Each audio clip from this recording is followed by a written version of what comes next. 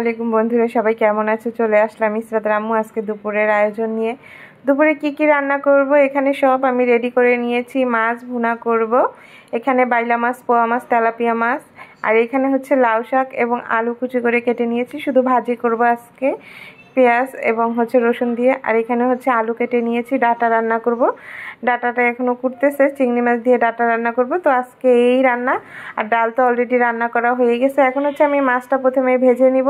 এখানে আমি তাওয়া দিয়ে দিলাম, আর এখানে আমি সুন্দর করে মাছ ধুয়ে কিন্তু পানি ছড়িয়ে নিয়েছি। এখন একটু হলুদ, একটু লবণ দিয়ে মেখে হচ্ছে দিয়ে দিব। তো আমার তাওয়াটা গরম হয়ে গেছে। প্রথমে আমি একটু তেল দিয়ে দিব, আর তেল একটু বেশি দিয়ে ভাজবো। আমার তো এক তাওয়ায় হচ্ছে ভাজা হবে না, দুইবার ভাজতে হবে অনেকগুলো মাছ। আমার তাওয়াটা একটু ছোট, তো আমি এক এক করে মাছগুলো সব দিয়ে দিব। মাছগুলো সব দিয়ে হচ্ছে ভালো করে ভেজে নিতে হবে। এই মাছগুলো যেহেতু সাগরের মাছ, একটু গন্ধ আছে, এই কারণে ভালো করে ভেজে নিতে হবে। আমি তো সুন্দর করে গরম পানি, হলুদ, লবণ দিয়ে তারপরে ধুয়েছি। আর আমরা তো মাছ হচ্ছে মাসিক বাজার করে রাখি, তোমরা জানো ফ্রিজে থাকে মাছ। এই কারণে মাছের যে বাজারের ঝামেলাটা, সেটা আমার আম্মুর এখন আর করতে হয় না। তো আমার এক সাইড ভাজা হয়ে গেছে, এখন আমি উল্টে দিতেছি। এক সাইড কিন্তু একদম কড়া কড়া করে ভেজে নিয়েছি। এখন আরেক সাইড আমি ভেজে নিব সুন্দর করে, এইভাবেই ভালো করে ভেজে নিব। আর আসলে আমাদের তাওয়াটা একটু ছোট হয়ে গেছে, একটা বড় তাওয়া নিতে হবে। এই তাওয়ায় হচ্ছে বেশি মাছ দেওয়া যায় না। তো আমি এক সাইড দিয়ে উঠিয়ে নিব, আরেক সাইড দিয়ে মাছ দিয়ে দিব, যেগুলো ভালো করে ভাজা হয়ে গেছে। তো এইভাবেই হচ্ছে আমি মাছগুলো ভেজে নিব এক এক করে। তো আমার সব মাছ ভাজা হয়ে গেছে। এখন আমি মাছটা ভুনা করব। এখানে আমি একটা কড়াই দিয়ে দিয়েছি, কড়াইতে পরিমাণ মতো তেল দিয়ে দিলাম। আমার তেলটা গরম হয়ে গেছে। এখন আমি হচ্ছে পেঁয়াজ দিয়ে দিয়েছি। যেহেতু দুই ভাগে আমি হচ্ছে মাছটা ভুনা করব, এই কারণে পেঁয়াজের পরিমাণটা আমি একটু বেশি দিয়েছি। কারণ সবাই হচ্ছে এক মাছ খায় না, এই কারণে আমাকে আলাদা আলাদা করে রান্না করতে হবে। তো আমার পেঁয়াজটা ভাজা হয়ে গেছে। এখন আমি হচ্ছে মশলা দিয়ে দেবো, একটু রসুন বাটা দিব। যেহেতু পোয়া মাছ আছে, তেলাপিয়া মাছ আছে, শুধুমাত্র একটু রসুন বাটা দিয়েছি। এখন হচ্ছে মশলা দিয়ে দেবো, হলুদ দিয়ে দিলাম, মরিচ দিয়ে দিলাম এবং একটু ধনিয়ার গুঁড়া আর লবণ স্বাদ মতো দিয়ে আমি এটা একটু ভালো করে কষায় নিব। আলাদা করে রান্না করার কারণ হচ্ছে যে একসাথে যদি রান্না করি, সেই মাছের গন্ধ কিন্তু আরেক মাছে চলে যায়। তো আমার ভাই খেতে চায় না, এই কারণে আলাদা করে রান্না করতে হবে। তো এখন একটু পানি দিয়ে দিব। আমার মশলাটা কষানো হয়ে গেছে, একটু ভালো করে কষায় নিব। যেহেতু রসুন দিয়েছি, ভালো মতো কষাতে হবে। তো এই যে আমার কষানো হয়ে গেছে, একদম তেল উপরে উঠে গেছে। এখান থেকে একটু মশলা উঠিয়ে আমি হচ্ছে রেখে দিব বাইলা মাছগুলো রান্না করার জন্য। তারপরে হচ্ছে আমি এখন ঝোল দিয়ে দিব, কারণ অলরেডি কষানো হয়ে গেছে, এই কারণে। তো আমি ঝোল দিয়ে দিলাম, মশলা কিন্তু আমি অলরেডি উঠিয়ে রেখেছি।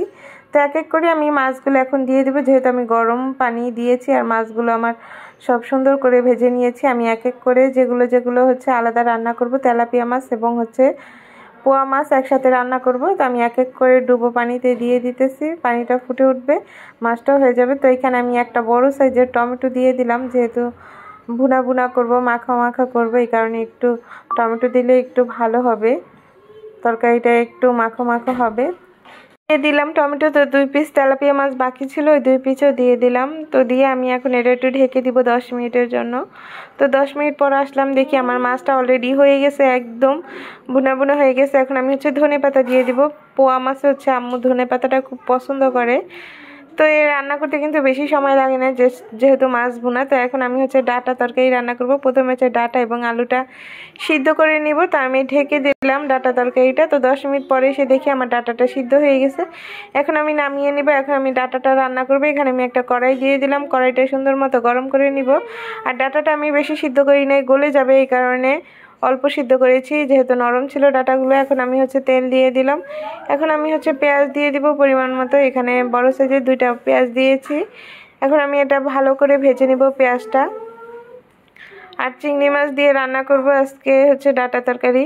প্রতিদিন চিংড়ি মাছের একটা না একটা তরকারি আমাদের থাকবে। তো আমার পেঁয়াজটা ভাজা হয়ে গেছে। এখন আমি প্রথমে মশলা দিয়ে দিব, হলুদ, মরিচ এবং ধনিয়ার গুঁড়া অল্প পরিমাণে, আর হচ্ছে লবণ স্বাদ মতো। লবণটা পরিমাণ মতো দিতে হবে, ডাটায় কিন্তু লবণ কম হয়, এই কারণে। তো আমি চিংড়ি মাছটাও দিয়ে দিলাম। চিংড়ি মাছটা প্রথমে দিতে মনে ছিল না, একটু পরে দিলাম। তো একসাথে দিয়ে আমি এটা একটু ভালো মতো কষাই নিলাম। এখন আমি একটু পানি দিয়ে দিব, যাতে আমার মশলাটা পুড়ে না যায়। তো আমি একটু নেড়ে চেড়ে একটু চিংড়ি মাছটা সিদ্ধ করে নিব।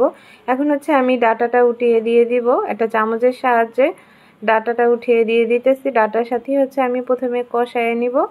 ভালো মতো। তো আমি ডাটাগুলো একটা চামচের সাহায্যে দিয়ে দিলাম, কারণ ডাটাটা পাশের চুলায় রাখা ছিল। তো আমি সব ডাটা দিয়ে এখন ভালোভাবে একটু নেড়েচেড়ে নিব। আমার ডাটাটা আলুটা কিন্তু আধা সিদ্ধ হয়ে গেছে, আর আমার বেশিক্ষণ রান্না করতে হবে না। তো আমি ঢেকে দিলাম 5 মিনিটের জন্য। তো 5 মিনিট পরে এসে দেখি আমার ঝোল অলরেডি টেনে গেছে, আর ডাটাটাও হচ্ছে অলরেডি সিদ্ধ হয়ে গেছে, আলুটাও সিদ্ধ হয়ে গেছে।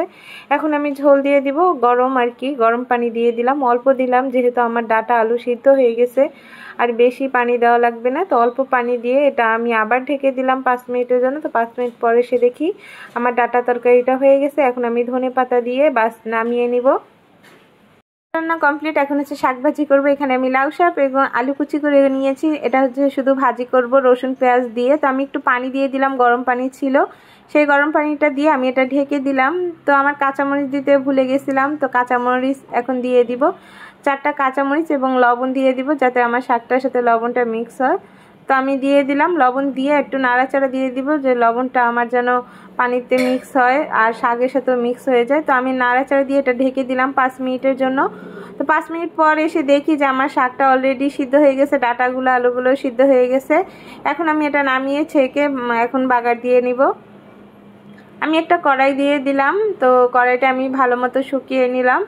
এই শাক ভাজি খেতে কিন্তু অনেক ভালো লাগে, পেঁয়াজ আর রসুন বেশি করে দিয়ে, তো ভাজি করলে অনেক ভালো লাগে গরম ভাত দিয়ে। তো আমি এখন একটু রসুন দিয়ে দিলাম, রসুন কিন্তু আমি অনেকগুলো রসুন দিয়েছি এখানে। রসুনটা আমি হালকা করে ভেজে নিব। তো এখন আমি পেঁয়াজ দিয়ে দিব, অনেকগুলো পেঁয়াজ দিয়েছি। তো পেঁয়াজটাও আমি ভালো করে ভেজে নেব, দুইটা একসাথে ভালো করে মিক্স করে ভেজে নিতে হবে, ব্রাউন কালার করে নিব। আর সব সময় তো হচ্ছে লাউ শাক আলু দিয়ে চিংড়ি মাছ দিয়ে রান্না করি, মাঝে মাঝে হচ্ছে ভাজিও করি, ভাজিটাও অনেক ভালো লাগে খেতে। যেহেতু আজকে ডাটা তরকারি আছে আর 1 পদ তরকারি আছে, 2 পদ তরকারি আছে, এই কারণে আজকে লাউ শাকটা ভাজি করতেছি। আবার অর্ধেক রেখে দিয়েছি, ওই অর্ধেক হচ্ছে আবার রান্না করব, কারণ একটা লাউ শাক আনলে পুরাটা আমাদের লাগে না, এখন অর্ধেক অর্ধেক হলি হয়ে যায়, কারণ একটা লাউ শাকের মোটাই হচ্ছে 50 টাকা, অনেক লাউ শাক থাকে। তো এই কারণে ডাটা সহ নিলে না অনেকগুলো হয়ে যায়, বেশি রান্না করলে কেউ খেতে চায় না। তো আমার হয়ে গেছে পেঁয়াজটা, এখন হচ্ছে আমি দিয়ে দিলাম শাকটা, আমি পানি ঝরিয়ে নিচ্ছি। এখন আমি শাকটা দিয়ে ভালোভাবে একটু নেড়েচেড়ে মিনিটের মতো রান্না করে নিলেই হয়ে যাবে আমার শাক ভাজি। তো আজকের মতো এই রান্না হয়ে গেছে আমার লাউ শাক।